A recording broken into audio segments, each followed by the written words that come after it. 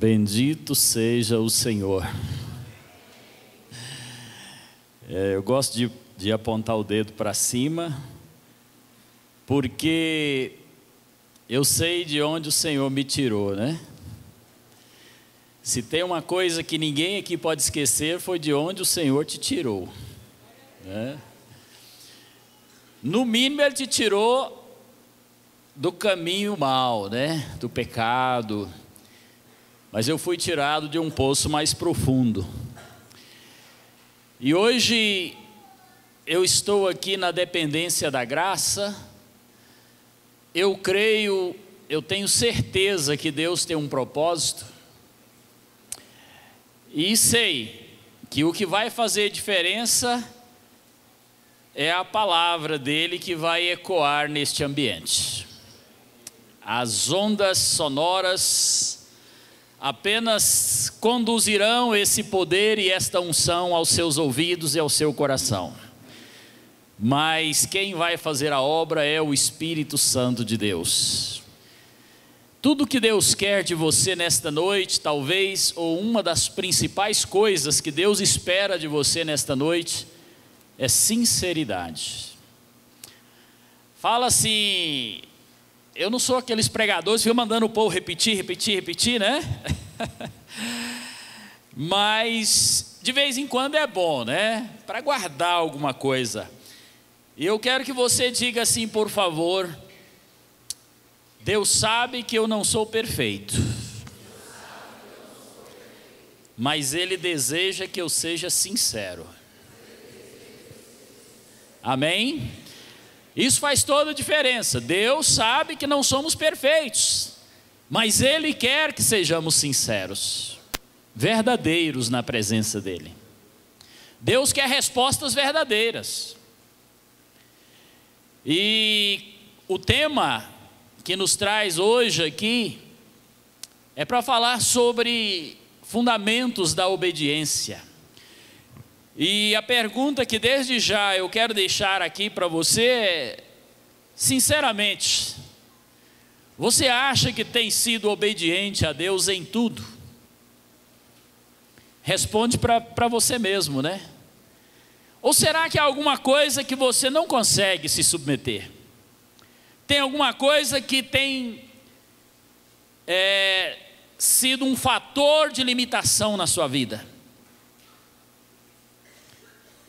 Hoje eu acredito que é tempo de recomeços também, para que nós possamos tomar resoluções. E o texto que nós vamos ler está em Jeremias 35. Vamos abrir a palavra. Estou muito feliz de voltar aqui, depois de algum tempo. Eu sou grato a Deus porque tive o privilégio de fazer parte da vida e da história de vocês. Isso para mim foi um privilégio. E Deus tem me dado graça de poder voltar em todos os lugares por onde eu já passei. É pela graça de Deus, né? Vamos ler o verso 5 em diante. E pus diante dos filhos da casa dos recabitas taças cheias de vinho e copos, e lhes disse: bebei vinho. Mas eles disseram: não beberemos vinho, porque Jonadab, filho de Recabe, nosso pai, nos ordenou: nunca jamais bebereis vinho, nem fareis sementeiras, não plantareis, nem possuireis vinha alguma, mas habitareis em tendas todos os vossos dias, para que vivais muitos dias sobre a terra em que viveis peregrinando. Obedecemos, pois, a voz de Jonadab, filho de Recabe, nosso pai, em tudo quanto nos ordenou, de maneira que não bebemos vinho em todos os nossos dias, nem nós, nem nossas mulheres, nem nossos filhos, nem nossas filhas, nem edificamos casas para nela habitar. Não temos vinha, nem campo, nem semente, mas habitamos em tendas, e assim obedecemos, e tudo fizemos segundo a ordem de Jonadab, nosso pai. Verso 13, assim diz o Senhor dos Exércitos, o Deus de Israel: vai e diga aos filhos de Judá e aos moradores de Jerusalém: acaso nunca aceitareis a minha advertência para obedecerdes às minhas palavras? Diz o Senhor. As palavras de Jonadab, filho de Recabe, que ordenou a seus filhos não bebessem vinho, foram guardadas, pois até o dia de hoje não beberam. Antes, obedeceram às ordens de seu pai.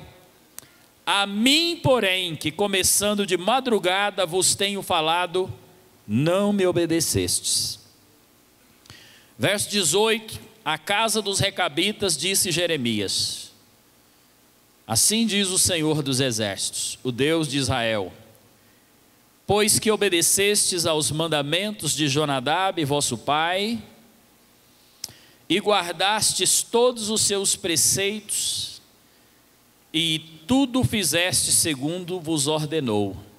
Por isso assim diz o Senhor dos Exércitos, o Deus de Israel: nunca faltará homem a Jonadab, filho de Recabe, que esteja na minha presença. Amém? Nós queremos comentar esta passagem. E os recabitas, talvez você leu essa passagem muitas vezes já, ou talvez não se lembra, mas eu fui pesquisar a história desse povo, né? Os filhos de Jonadab e Recabe.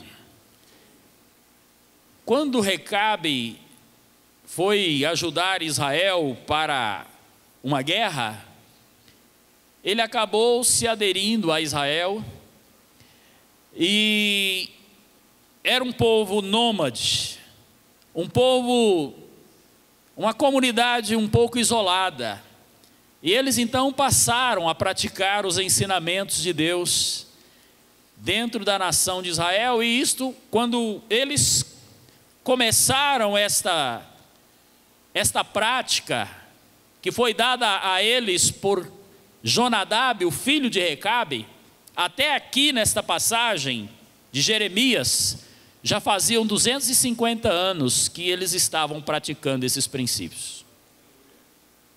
250 anos, guardando os preceitos que um homem lhes deu, estabeleceu uma norma de vida para eles, uma conduta para eles, e eles, em honra do seu antepassado, começaram a guardar esta palavra. E então é interessante que Deus chama o profeta Jeremias, fala para ele: olha, prepara. Se você ler o capítulo todo, você vai ver, a ordem de Deus foi para Jeremias: olha, prepara um banquete de vinho para esse pessoal aí. E eu creio que Deus mandou colocar os melhores vinhos, um banquete, numa das salas do templo em Jerusalém. E chamou os filhos de Recabe, os príncipes daquele povo, os líderes deles, e falou: agora vocês estão diante de uma mesa de vinho, podem beber vinho, bebam vinho. E eles responderam para Jeremias: de forma alguma, nunca jamais beberemos vinho. Olha as expressões destes homens: jamais, nunca beberemos vinho, porque o nosso pai Jonadab, filho de Recabe, nos ordenou, e nem nós, nem nossas esposas, nem nossos filhos, nem nossas filhas, ninguém da descendência de Recabe toma vinho, porque nós guardamos a ordem de nosso pai.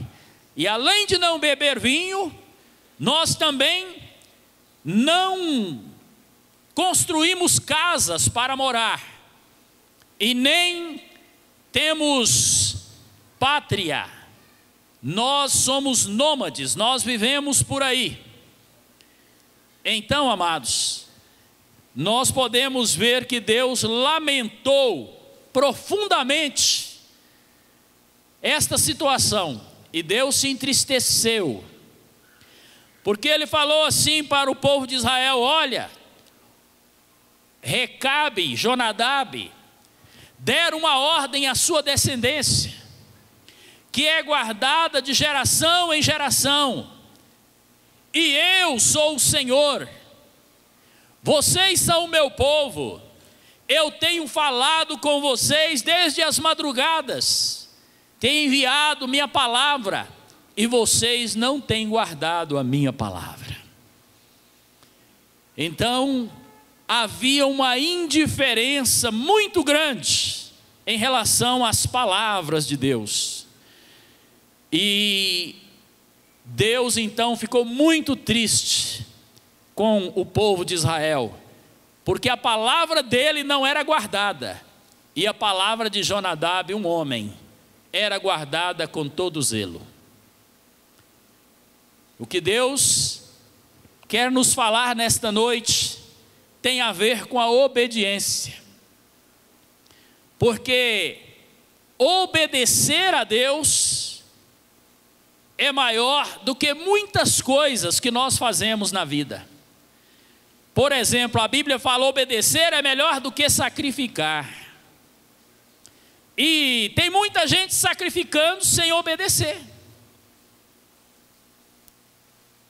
Tem muita gente fazendo coisas para Deus, para ter um desencargo de consciência, mas não obedece à palavra de Deus. Pensa que ao fazer uma obra boa, uma caridade, de dar o dízimo, de dar uma oferta, de ajudar na construção, vai aliviar sua consciência e Deus vai aceitar. Mas diga assim: se Deus não me aceitar pela obediência, Ele jamais aceitará as minhas ofertas. Foi assim com Abel e Caim. Então Deus, primeiro, Ele quer a obediência. Mas eu não sou perfeito, eu ainda não obedeço em tudo. Mas se você tiver uma predisposição no seu coração, uma determinação de obedecer e tomar iniciativas, Deus conhece o seu coração e Ele vai te ajudar. A nossa obediência tem que ser irrestrita, ampla. A verdadeira obediência não adia e nem questiona. Obedece. E aqui nós podemos ver na palavra de Deus que tem muita gente buscando o Espírito Santo, não é? Todos nós queremos ser cheios do Espírito Santo. Mas a Bíblia diz lá em Atos 5:32, através do apóstolo Pedro, que o Espírito Santo é outorgado àqueles que lhe obedecem. O Espírito Santo é dado a quem obedece. O Espírito Santo não será dado a quem pratica uma vida de desobediência deliberada. A primeira condição que Deus olha no crente para ceder e revestir do Espírito Santo é um coração sincero, que sinceramente quer agradar a Deus e quer obedecer a palavra de Deus. Quantas vezes nós vemos pessoas querendo ser cheias do Espírito Santo, buscando o Espírito Santo, mas quando você conhece essa pessoa mais de perto, você vê quantas práticas, quantas coisas indevidas tem na vida desse irmão. Como que ele vai ser cheio do Espírito Santo? Então é preciso obedecer. E a palavra de Deus fala que a obediência é a prova do nosso amor por Deus. Quem ama a Deus, obedece a Deus. Jesus falou em João 15:14, se vocês guardarem a minha palavra, vós sois verdadeiramente meus amigos. E diz Jesus também: quem me ama, guarda os meus mandamentos. Então a palavra de Deus, irmãos, é assim. Ela fala, eu descubro, Deus quer uma pronta resposta da minha parte. Não vale a pena questionar. Obedece, que o resto é com Deus. Obedece, o resto é com Deus. Ele é responsável. E quando Ele nos manda fazer as coisas, e nós fazemos do jeito que Ele manda, na prontidão que Ele espera, Ele de forma alguma vai nos desamparar. Então a obediência, irmãos, é a condição, uma das condições maiores para o crente ser cheio do Espírito Santo e agradar o coração de Deus. Não tem como ser diferente. E os recabitas tinham algumas coisas que eu chamo de fundamentos da obediência. Eles tinham 3 coisas, 3 princípios, que está inserido nas entrelinhas desse texto, que eles não abriam mão, que eles não negociavam por nada. E Deus espera que nós tenhamos também estes valores. O primeiro deles é que havia a prática da instrução. E nós precisamos entender que os pais passavam para os filhos passavam para os filhos dos filhos, para os netos. Agora, não bastava dizer faça isto. Os recabitas primeiro praticavam, depois eles instruíam seus filhos. Há muitas famílias que têm perdido os filhos, famílias crentes, que têm perdido os filhos para o mundo. Eu às vezes choro quando ouço essas notícias e glorifico a Deus, porque Ele sustentou meus filhos no temor.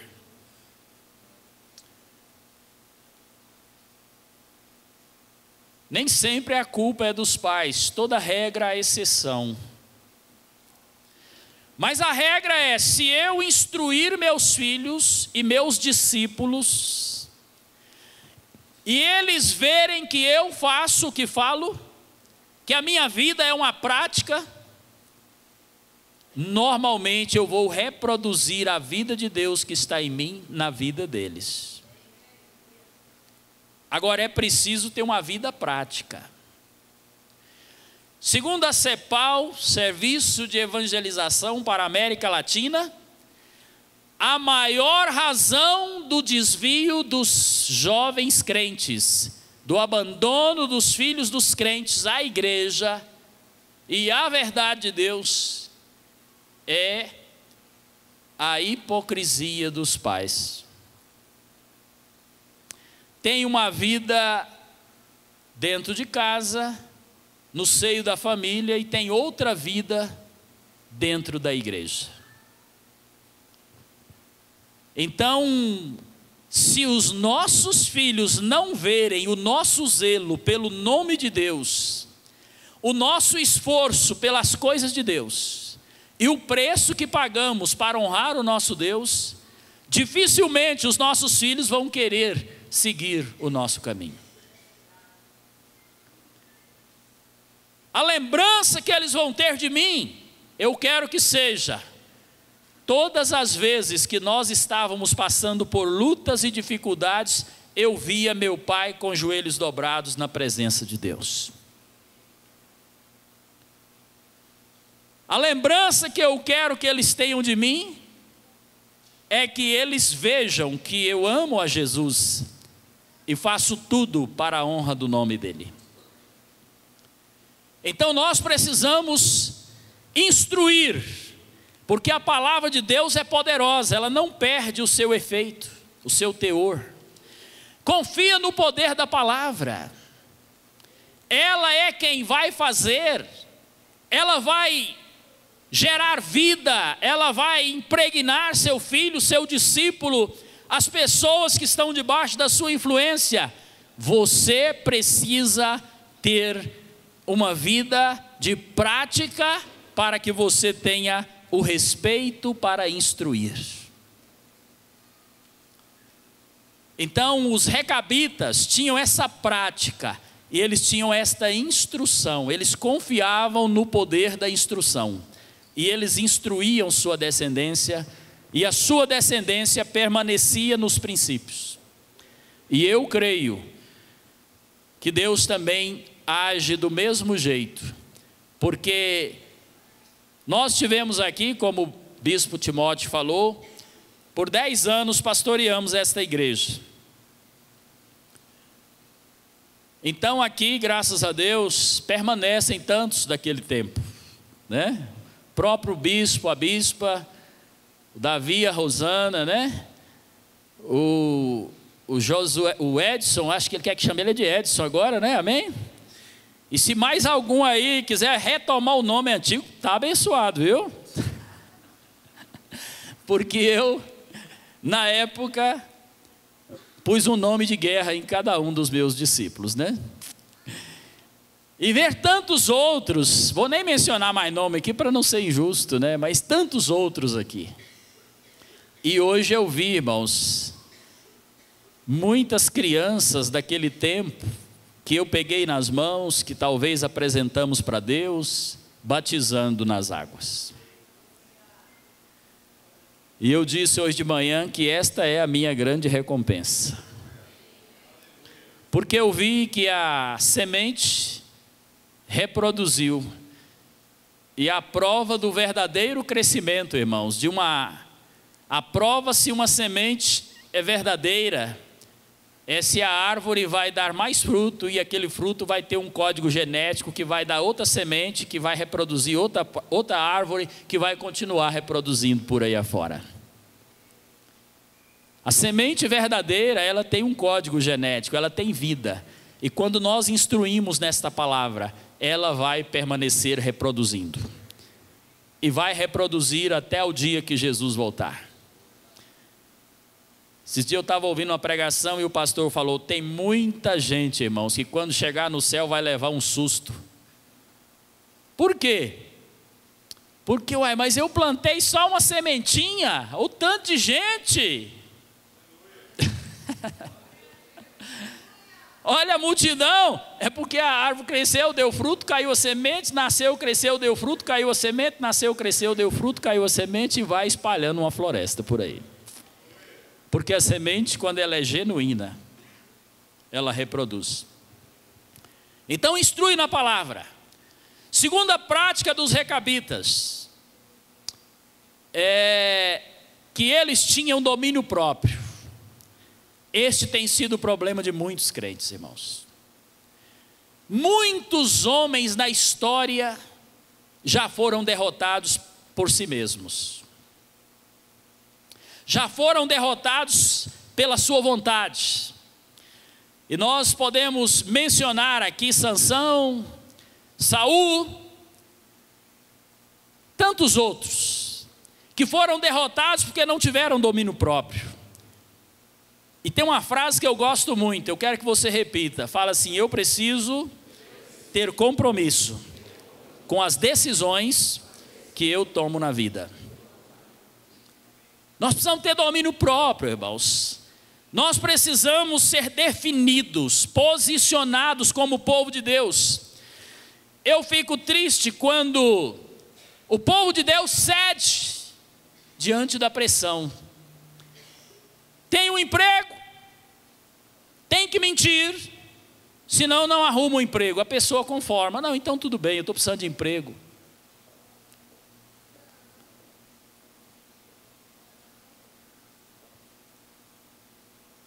Há muitas pressões, irmãos, em cima da igreja. A igreja é o sal, e o sal não pode perder o teor. Você precisa ter domínio próprio. Você precisa ser posicionado na sua vida. Você precisa não negociar os seus valores, de forma alguma. Eu me lembro de Daniel e seus 3 amigos, quando chegaram em Babilônia. Eles chegaram lá e já ditaram as normas que eles iam seguir. Falaram para eles: olha, vocês têm que ser assim, assim, assim, assim. Eles falaram: não, nós queremos ser assim, assim, assim. Diferentes. Nós não adoramos os ídolos. Nós não comemos as comidas consagradas aos ídolos. E olha que para aqueles 4 rapazes, irmãos, não era fácil enfrentar isso não. Ah, mas eles tinham risco até de morrer. Isso é verdade. Quando Nabucodonosor mandou fazer uma estátua muito alta, que tinha quase 30 metros de altura e 6 metros de largura, toda revestida de ouro, e obrigou todo mundo a prostrar diante daquela estátua e adorar, tocou-se os instrumentos, a multidão prostrou diante da estátua, mas ficaram 3 homens em pé. Daniel não estava lá. Em pé, estáticos, não se moveram. Alguém viu, porque a multidão ela se perdia às vistas de tanta gente.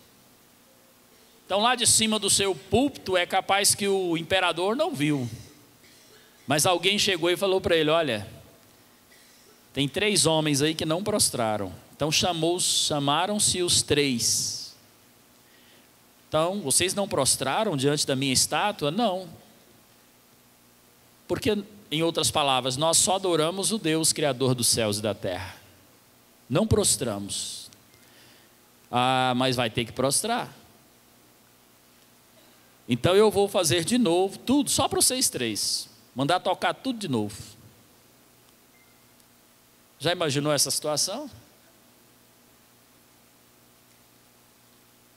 Agora aquela multidão imensa, só assistindo. Os 3 ali.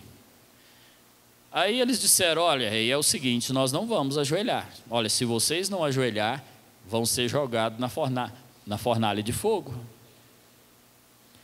Então eles disseram: tudo bem.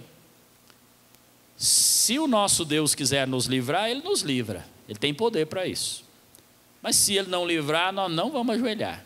Então vamos ver. Tocaram os instrumentos e eles permaneceram quietinhos. Nem uma baixadinha assim, só para enganar.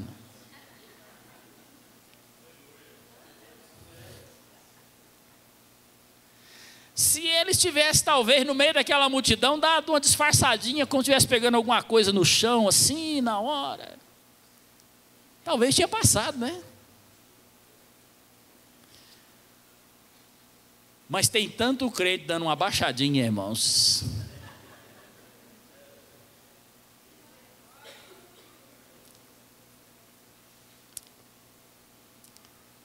Temos que ser posicionados, irmãos. Nós precisamos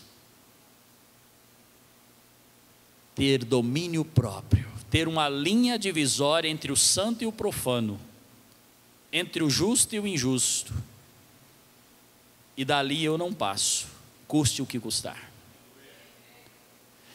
Porque o mundo está carente de pessoas assim. E eu quero dizer para os irmãos que já passei muitas provas na minha vida. Mas para a glória de Deus, Deus me deu vitória, creio que sobre quase todas ou todas. Uma grande prova, irmãos, foi quando eu fui trabalhar no bombeiro, sargento do bombeiro. O testemunho do evangelho ali era muito danificado. E a Bíblia diz que nós precisamos praticar a palavra de Deus para que o mundo veja as nossas boas obras e glorifique o Pai que está nos céus. Testemunho. Por ceder, por não ter limites, por estar prontos a negociar os valores, nós damos mau testemunho. E muitas coisas aconteceram ali, irmãos. Eu me lembro que uma vez o comandante me chamou e falou: olha, eu tenho ouvido por aí que você é um crente, é verdade? Falei: é. E se está ouvindo que eu sou crente é porque está correndo notícia boa. Então eu estou precisando de uma pessoa que não vai se corromper, porque o lugar que eu estou querendo te colocar é muito perigoso. É que agora mesmo foram excluídos 2 sargentos porque se envolveram em corrupção. É onde as pessoas vão lá para fazer vistoria em prédios, essas coisas todas. Tá bom. Deus vai me ajudar, senhor capitão. Cheguei lá, irmãos, na primeira semana, passei duras provas, porque tinha um vício ali naquela sessão, né? O primeiro enviado do diabo, e por um grande empresário de Goiânia, que até já morreu, estava com um prédio engasgado lá de muito de luxo, um grande prédio, mas construiu tudo diferente do projeto, e o projeto estava errado. Ele me pegou uma hora, ele ficou lá fora só observando, irmãos. A hora que eu estava sozinho na sala, ele entrou. Aí ele escreveu assim, 10.000 cruzados, na época. Num papelzinho, falou: olha aqui, você me arruma o documento. Eu empurrei o papel para trás e falei assim: não, isso aqui acabou, não vai acontecer mais. Ele falou: não, ninguém vai ficar sabendo. Falei: tem alguém aqui olhando para nós agora, que está sabendo de tudo. Já o outro chegou logo, não no mesmo dia, mas depois. Rapaz, fiz uma caixa d'água errada lá em cima do prédio de apartamento e eu preciso resolver esse problema. Como é que a gente vai fazer? Eu falei: uai, tem que fazer, consertar. Ele falou: não, mas vamos lá dar uma olhada. Falei: tudo bem, olhar lá eu vou. Aí no caminho ele falou: está só nós 2 aqui, ninguém vai ficar sabendo. Fica 24.000 cruzados. O que você quer para você me dar esse documento? Eu não quero nada. Irmãos, tantos escândalos têm vindo sobre o mundo. Lembra daqueles caras lá do Arruda, em Brasília, que pegou um pacote de dinheiro, não tinha tamanho, e foi dá a mão aqui, vamos orar. Obrigado, Senhor, o Senhor tem provido nossas necessidades. Dinheiro roubado do povo. Crente tem que ser posicionado, irmão. Você não pode negociar nada. Nada. Não ceda 1 milímetro, que você será obrigado a ceder 1 metro, 1 quilômetro, 1000 quilômetros. Você tem que ser posicionado. É pecado? Está desobedecendo a Deus? Eu não faço. Ah, mas vou perder o emprego, e daí? Deus é responsável. Você tem que ter sabedoria naturalmente, mas se tiver que assumir práticas indevidas, você deve ser posicionado. Eu não me arrependo de ter feito isso, irmãos, porque depois Deus me deu a graça de me tornar um tipo de capelão dentro daquele quartel. Eu fazia o casamento dos bombeiros quando ia casar. No dia do bombeiro eu fazia o culto de celebração para toda a corporação. As pessoas que estavam doentes iam lá na minha sessão para me orar. As pessoas estavam com problema emocional e tanto, ia lá, até o comandante, a esposa do comandante-geral, o comandante-geral me chamava para orar por eles. E o nome do Senhor foi glorificado. Mas tem a prova, irmãos, tem o teste. Se você não passar, e ninguém será aprovado se não tiver prova, né? Até hoje, que eu já saí de lá há tanto tempo, aquele povo me honra. Tenho um grande respeito. E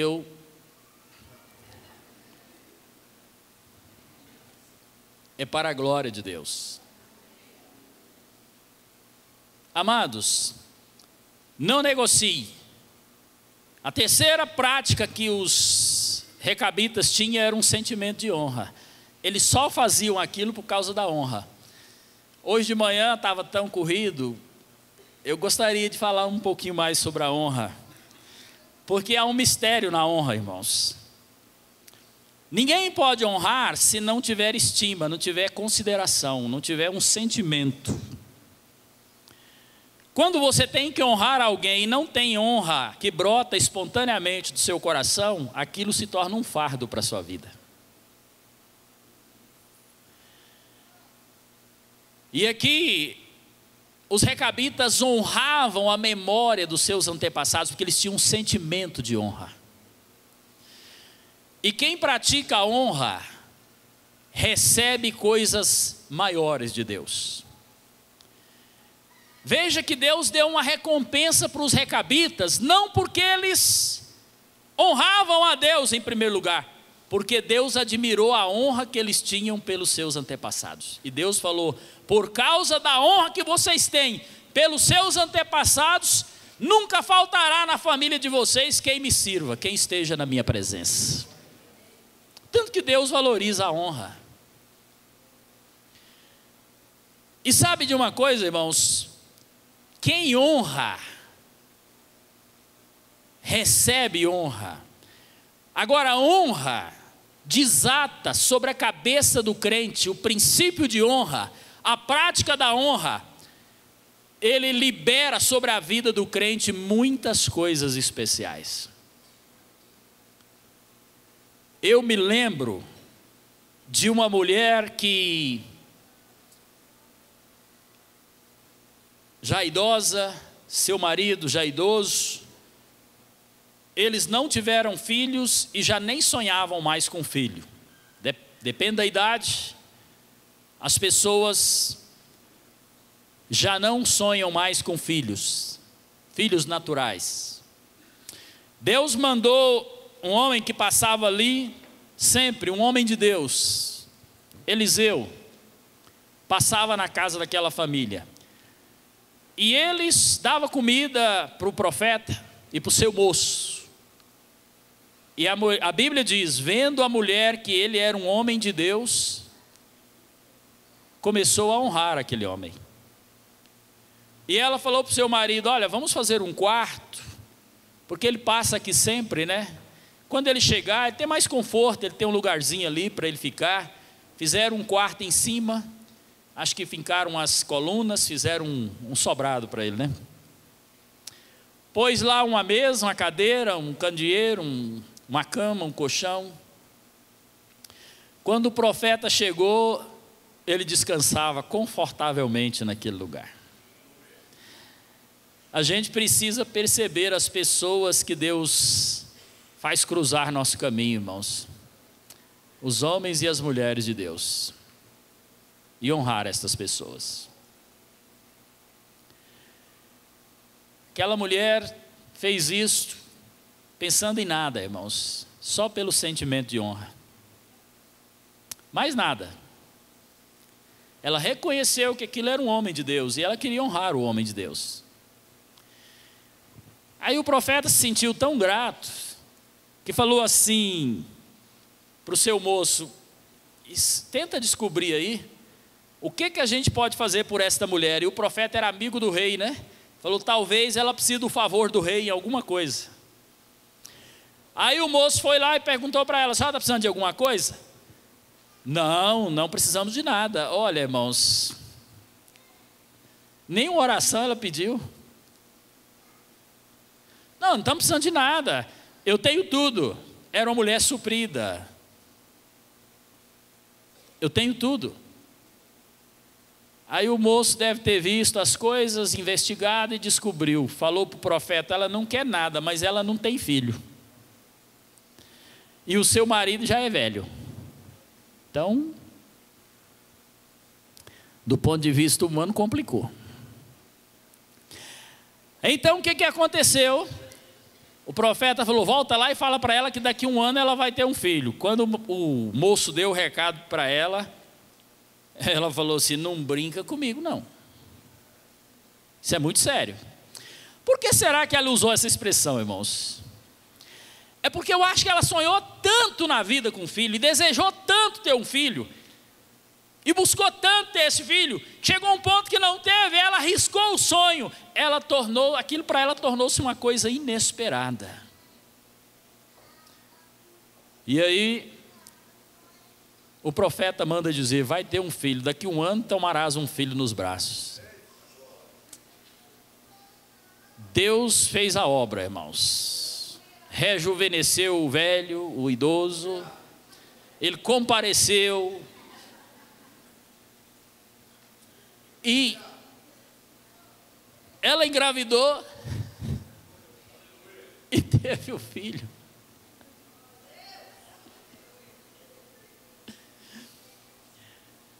Tem alguém aqui que quer ter um filho e é casada? Honra os homens de Deus, as mulheres de Deus, que Deus vai desatar o inesperado sobre a sua vida.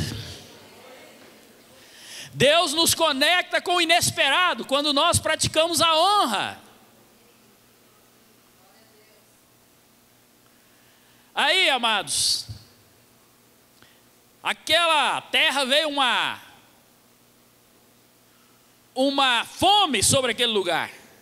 Aquela mulher teve que fugir da terra por causa da fome. O rei, o império, o reino de Israel se apoderou daquelas terras e elas ficaram abandonadas. A fome passou, o povo voltou e aquela mulher já não tinha sua propriedade. Mas Deus sabe tudo, irmãos, Ele programa tudo, Ele sabe os minutos da vida. Tudo está num memorial diante dEle. Ele não esquece aqueles que praticam a honra. Aquela mulher pensou: eu vou falar com o rei, ver se ele me arranja qualquer coisa. Quando ela chegou no palácio, quem estava lá? O moço do profeta. O que ele estava fazendo lá? O rei mandou chamar, porque ele queria registrar as histórias do profeta, coisas, milagres que aconteceram através de Eliseu. Chamou o moço do Eliseu para contar as histórias. Ele conta uma, conta outra, conta outra. Quando ele acaba de contar a história da mulher, alguém fala: tem uma mulher aí querendo falar com o rei. Que ela entra, o moço, aí é ela, ó, eu acabei de falar, é ela. Ah, é? O rei ficou tão impressionado que mandou devolver as terras dela tudo de volta.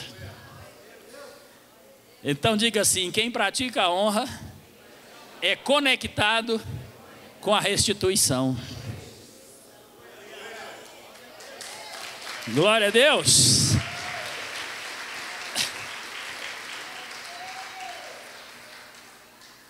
Eu fico admirado, irmãos, com o cronômetro de Deus. Lembra da história de Esther, do Mordecai,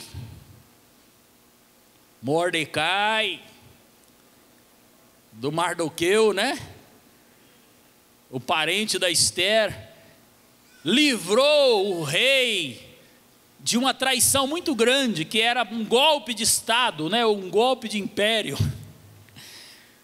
E um dia, quando não podia passar daquela noite, senão tudo desandava e o povo judeu ia ser executado na Babilônia, o rei perdeu o sono.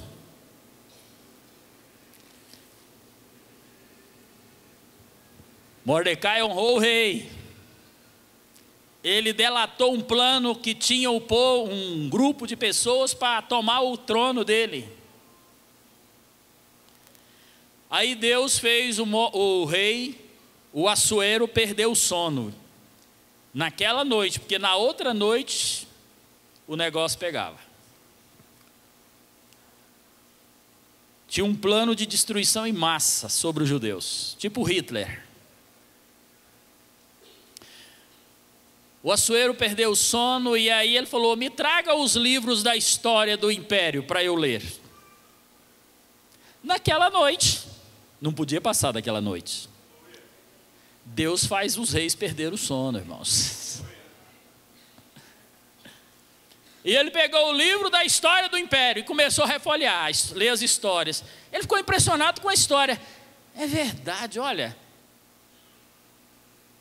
Essa história aqui, esse cara aqui, tal de Mordecai ou Mardoqueu, está escrito aqui que ele foi quem me livrou de ser destronado, de perder o império. Vem cá, alguém honrou esse homem? Não. Ah, chama esse homem, eu quero honrar ele amanhã. Tudo se reverteu, irmãos. Ele montou num cavalo, vestiu as roupas do rei, todo mundo fez vênia para ele, e a Bíblia diz que a forca que estava preparada para ele, o seu maior inimigo foi enforcado no lugar dele. Amados, é tanta coisa que dá vontade de ficar falando essas histórias aqui. Então é preciso honra, e a Bíblia fala de honra, irmãos. Existem classes de pessoas que Deus manda honrar. Nós, os crentes, às vezes temos um vocabulário meio torto. Já viu o crente falar, eu adoro macarronada? Eu adoro Mary Kay?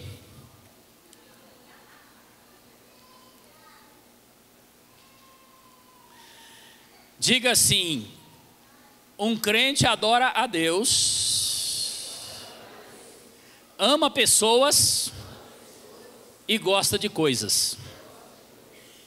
Pode gostar muito, gostar pouco, mas gosta. E Deus manda honrar, além do nome dele, que tem que ser adorado e honrado, tem mais 7 coisas que eu vou só mencionar. Deus manda honrar os irmãos em Cristo. Romanos 12:10. E quantos crentes estão desonrando os irmãos em Cristo? Triste, não é? Você quer que Deus conecte os milagres na sua vida? Porque além de restituição, além de o inesperado acontecer, Deus trouxe o milagre da ressurreição do filho daquela mulher. Se você quer as bênçãos da honra, irmãos, comece honrando aos seus irmãos em Cristo. Nós precisamos entender que somos uma família, somos o povo de Deus, e com esta mesma boca, diz Tiago, que adora a Deus, não podemos abrir para amaldiçoar os nossos irmãos, que é a imagem e semelhança de Deus. Quanta maledicência entre o povo de Deus, irmãos, quanta difamação. Não estou dizendo que é o caso dos irmãos, estou dizendo isto no reino de Deus, mas cada um sabe o que se passa. Segunda coisa que Deus manda honrar, irmãos, é honrar o próprio corpo. Quanta desonra nós cometemos contra o nosso corpo, irmãos. O que é desonrar o corpo? Expô-lo ao vexame, agredi-lo com vícios, exigir dele aquilo que é além do que ele pode dar. Nós precisamos honrar o corpo, porque o corpo é o santuário do Espírito Santo. O Espírito de Deus habita no nosso corpo. Os homens desonram o corpo quando são vaidosos e ficam fazendo de tudo para mostrar esses músculos. Por vaidade, talvez, para sensualidades. As mulheres desonram o corpo quando ficam mostrando o seu corpo para todo mundo. O seu corpo é templo do Espírito Santo. O único homem que tem direito de te ver é o seu esposo. Mas há tanta sensualidade, há tantas mulheres de Deus, crentes, que usam roupas tão indecentes. Terríveis, irmãos, terríveis. Precisamos honrar o nosso corpo. Terceira coisa que Deus manda honrar, irmãos, é o matrimônio. E o matrimônio é desonrado quando você quebra aqueles juramentos que fez diante do altar de Deus. Quando casou, prometeu ser fiel, prometeu honrar, cuidar na doença, na fraqueza, Então, quando nós quebramos todas aquelas promessas, alguma delas, nós estamos desonrando o matrimônio. A Bíblia manda honrar os pais, irmãos. E quantos filhos crentes desonram os pais, agridem os pais, respondem os pais, brigam com os pais, humilham os pais. Não dá satisfação da vida, não presta contas, não aceita a palavra dos pais. Isso é desonra. Você tem direito de argumentar, de dialogar com seu pai, com sua mãe, tentar convencê-los de mudar de ideia, mas nunca afrontá-los. A Bíblia diz que quem honra seus pais tem vida longa sobre a terra. Talvez seja por isso que esteja morrendo tanta gente novinha, né? Honrar os idosos. Está lá em Levítico 19:32, fala que nós precisamos nos levantar diante de um idoso. Mas na cultura brasileira, na cultura europeia, idoso é um estorvo, idoso para muitas famílias é um problema, é um fardo. Eu tenho o maior prazer, irmãos, de cuidar do meu pai. Ele tem 82 anos. Eu não me canso, mas quase toda semana eu tenho que correr com ele para o hospital. Ainda ontem eu estava. Tem enfisema, diabetes, pressão alta, uma série de coisas. Mas a única coisa que me tranquiliza é porque eu tenho checado se ele crê em Jesus como Salvador. Enquanto ele estiver respirando, eu quero cuidar bem dele.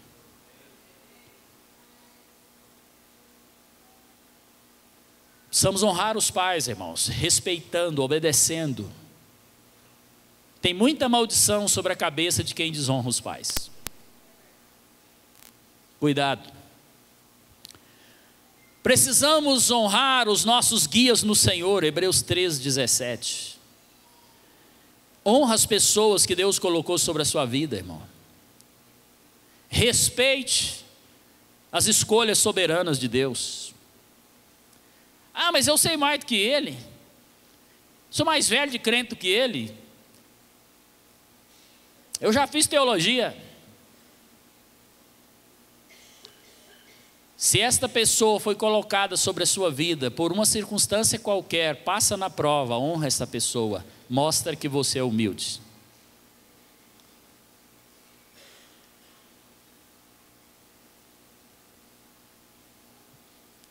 Uma das pessoas que eu mais admiro na Bíblia é Jonatas, filho de Saul. Quando ele viu que Deus tinha escolhido Davi para reinar, ele chamou Davi e falou: olha, eu sou o herdeiro do trono, mas eu sei que Deus te escolheu. Então, você que vai reinar, eu me contento de ser o segundo. E deu para o Davi seu escudo, sua espada, seu cinto. Está aí, ó.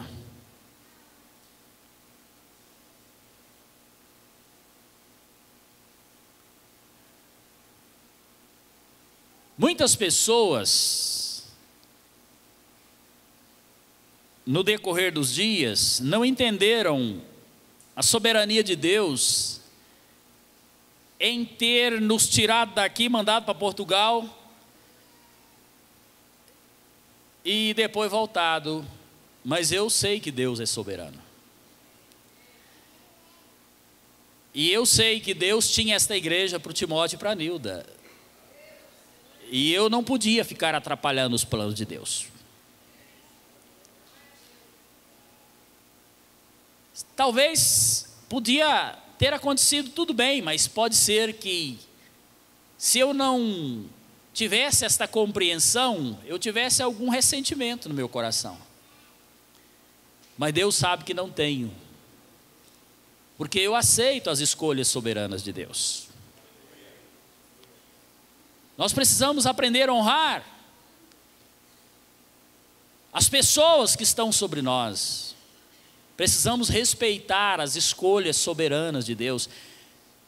Quando Jacó foi abençoar, já morrendo, velhinho, cego, os 2 filhos de José, José deu 2 filhos para Jacó, não deu? Manassés e Efraim. Quem era o mais velho? Manassés. E o Jacó cego. A bênção da mão direita era para o mais velho, sempre. Depois era o outro, a mão esquerda. José traz os 2. José cego, Jacó cego. O José pôs o Manassés do lado direito e o Efraim do lado esquerdo. Pensou com a lógica, né? Aí o Jacó cego no espírito, ele sabia entender a voz do espírito, pôs a mão direita na cabeça do Efraim e a mão esquerda na cabeça do Manassés, cruzou as mãos. O José deu uma bronca, né? Não, pai, está errado, peraí, para.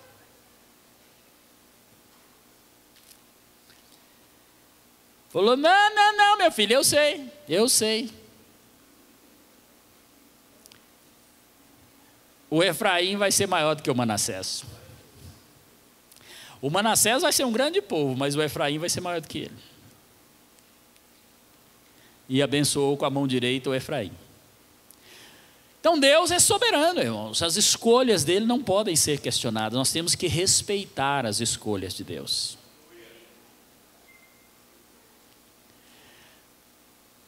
Eu já me contento em ser um servo de Deus. Isto já é uma grande glória. E nós precisamos aprender a nos regozijar por isto. Amém? Amados, então este sentimento de honra tem que haver em nós. Do contrário, nós corremos sérios riscos. Temos que honrar os nossos guias no Senhor, obedecer, ter respeito, não difamar. Não tente lidar e corrigir ninguém que está sobre você. Deus vai usar quem Ele quer para fazer isto. Seu papel é ser humilde, se colocar no seu lugar. Honra, sentimento de honra. Isso levou os recabitas a receber os elogios de Deus. E todas as autoridades constituídas, irmãos. A Bíblia diz em 1 Pedro 2,13, nós precisamos honrar. Esse governo é corrupto, mas eu tenho que orar por ele.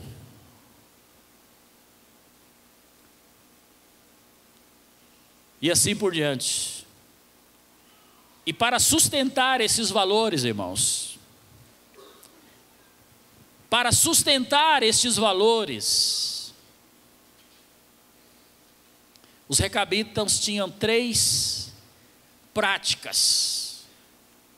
Primeiro, não bebia vinho. Não que beber vinho era pecado naquele tempo, e hoje também não podemos nem dizer que é pecado, não podemos ser dominados, mas o que valeu ali foi a obediência. Todas as coisas me são lícitas, mas nem todas me edificam. O vinho era considerado um perigo para quem não tinha domínio próprio. Era o caminho para os vícios e a degradação moral. E eles não tomavam vinho. Você precisa estar decidido a não absorver na sua vida nada que possa corromper sua fé genuína em Cristo Jesus. Seu testemunho. A segunda coisa, eles não moravam em casas, eles moravam em tendas. Por que eles moravam em tendas, irmãos? Porque eles viviam prontos, eles eram nômades, mudavam para lá e para cá a qualquer hora. Morar em tendas fala de um mover profético.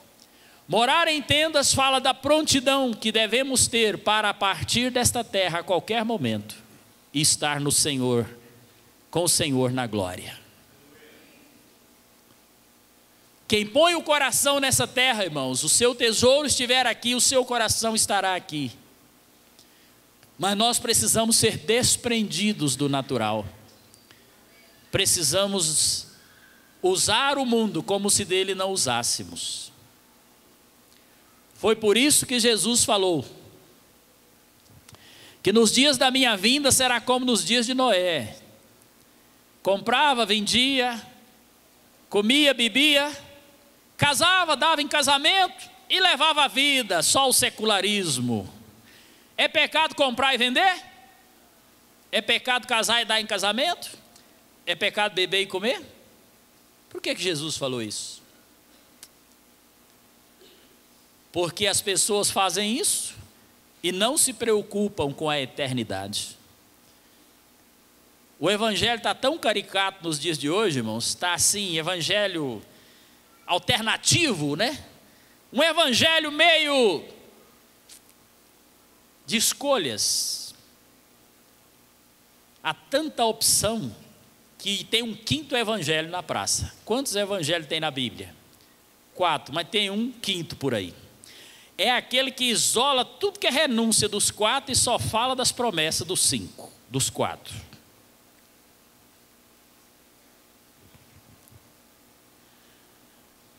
Não fala de abandonar o pecado, não fala de renúncia, não fala de obediência, não puxa a orelha de ninguém.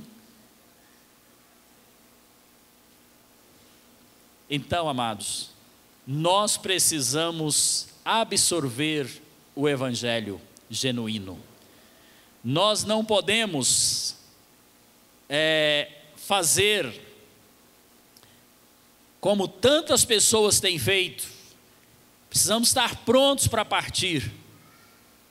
Quantas pessoas amam tanto este mundo, irmãos? Lembra da mulher de Ló? Pois é, Jesus mandou a gente lembrar sempre dela. Jesus mandou lembrar algumas coisas. E tem uma coisa que ele mandou lembrar, foi isso: lembrai-vos da mulher de Ló. Sempre. Na hora de ir embora, de ser livre, de ser salva, de ser liberta, ela ficou certamente presa nas coisas que ela tinha em Sodoma e ficou olhando para trás. Está lá olhando para trás até hoje, parada como uma estátua de sal. Morreu. Por isso que Jesus falou: lembrai-vos da mulher de Ló. Então, irmãos, nós não podemos ficar com o coração preso, habitar em tendas, estar livre das prisões deste mundo, livre da escravidão do materialismo.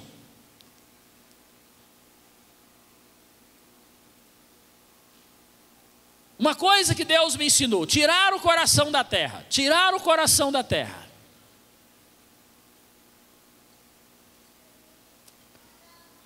Pensai nas coisas que são lá de cima, e não nas que são da terra. Porque aquelas que são de cima, as que não vemos, são eternas, e as da terra são passageiras.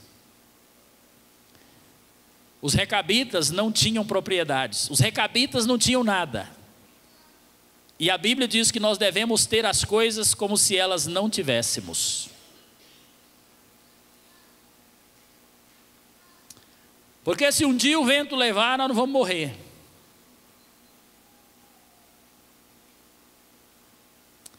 Nós vamos fazer igual Jó, prostrar e dizer: bendito seja Deus. Deus deu, Deus tirou.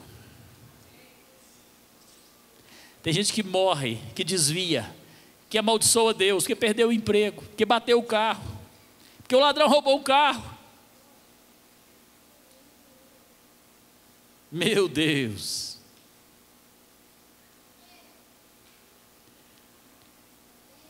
Deus promete bênção, Deus promete prosperidade. Mas se você tiver que passar por uma prova, passe, vai dando glória a Deus. E finalmente, amados, além de não habitar em tendas, eles não tinham pátria. Porque a pátria deles, eles viviam como ciganos, nômades.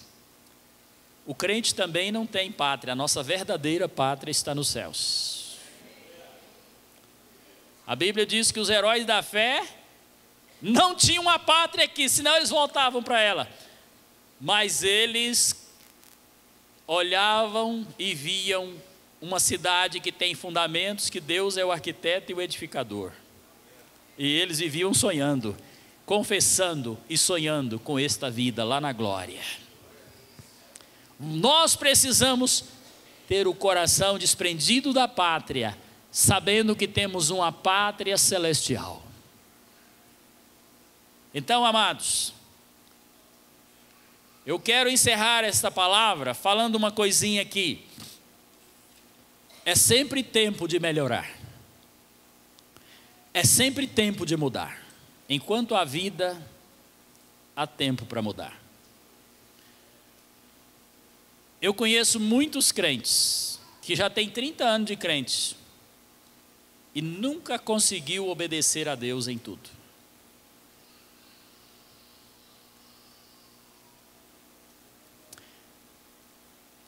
Já conformou. Isso aqui eu não dou conta não. Mas sabe que está errado. Sabe que Deus condena. Quer um exemplo só? Do dízimo. Eu conheço gente que tem 30 anos de crente, nunca conseguiu ser fiel dizimista. Nunca conseguiu. Nunca venceu isso. E Deus mandou dar o dízimo? Sim ou não? Por que nós não damos? Porque a gente prefere dar uma agachadinha, irmãos. Esse dinheiro não é meu, é de Deus. Mas Deus é um Deus de amor, Ele não vai importar que eu use. Eu preciso pagar a feira, o talão de luz, vai faltar. Ah, fica para a próxima. E Deus está só olhando, falando: meu filho, se você confiasse em mim, soubesse que eu sou o Deus que pode chamar o que não existe. Como Deus está procurando pessoas que confiam nele e o obedecem completamente. Não é só nisso não, dízimo não, outras tantas coisas. Quem aqui já viu falar no Prêmio Nobel da Paz? Todos, né? Todo ano tem a entrega do Prêmio Nobel da Paz.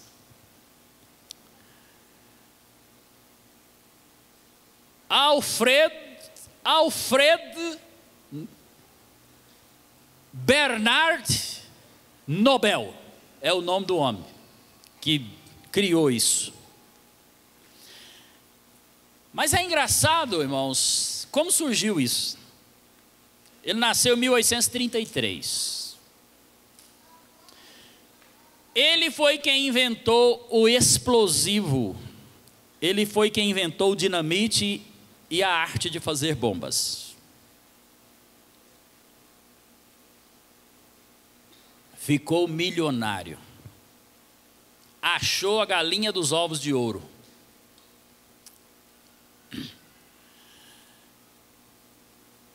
Um dia, morreu um irmão dele. Mas a notícia saiu errada, não é igual hoje, né? Tudo é numa velocidade terrível. Saiu a notícia que ele tinha morrido, irmãos. Aí um jornal do seu país publicou um obituário do Nobel e disse que ele foi o homem que durante a sua vida foi o homem que mais contribuiu para a mortandade. E ele leu o jornal. Ele ficou estarrecido. Então ele teve um privilégio, ele conheceu o seu obituário antes de morrer, né? Esse homem viu a relação de possíveis milhares que ele foi responsável para morrer. E ele ficou estarrecido com aquela história, irmãos, e ele se tocou. E ele criou uma fundação, faz 100 anos isso, criou uma fundação, transferiu toda a sua fortuna para aquela fundação, e decretou que agora, a partir daquele momento, todo ano, haveria um prêmio de grande valor para quem mais contribuísse com a humanidade, na área de química, na área de física, na medicina e na paz. E isto está até hoje. Todo ano, quem faz grandes projetos pela paz recebe $1 milhão. Quem faz grandes projetos pela medicina parece que ganha $2 milhões. E esta é a história de Nobel. Ele falou, no seu relato, ele diz: eu não quero ser conhecido na história como o homem que mais destruiu vidas. E hoje você conhecia essa história? Quantos conheciam essa história? 2 pessoas. Mas quantos conhecem a história do Prêmio Nobel da Paz? Todo mundo. Ele mudou a história dele ou não? Você sabia que ele foi o inventor da dinamite? Não.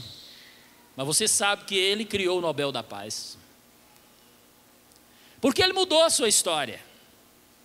Ele teve tempo para mudar a sua história. O obituário era falso, era do irmão dele. E você está aqui hoje, Deus te trouxe aqui, porque Ele está dizendo, você tem uma oportunidade de mudar a sua história.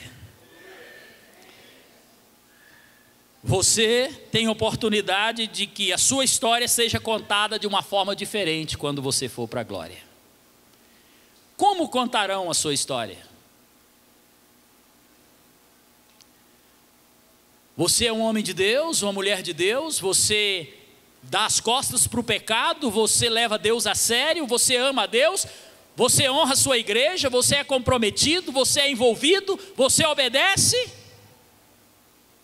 Ou você acha que está precisando de uma restauração? De recomeçar tudo, fazer as coisas certas? Hoje é o dia da oportunidade. Deus quer nos dar esta oportunidade. Tome uma postura diante de Deus. Eu vou largar de ser mesquinho, eu vou largar de ser crítico, eu vou largar de ser questionador, eu vou largar de ser murmurador, eu vou largar de ser um homem que desonra, eu vou parar de desonrar minha esposa, meus líderes, eu vou parar de criticar as pessoas, eu vou parar. Eu vou tomar uma postura de retidão, de santidade, de hombridade, de ética, de amor, de zelo pelas coisas sagradas. Se você tem uma atitude diante de Deus, e Ele olhar para o seu coração agora e saber que você deseja ardentemente ser como os recabitas, eles honravam a palavra de um homem, e você e eu precisamos honrar a palavra do nosso Deus.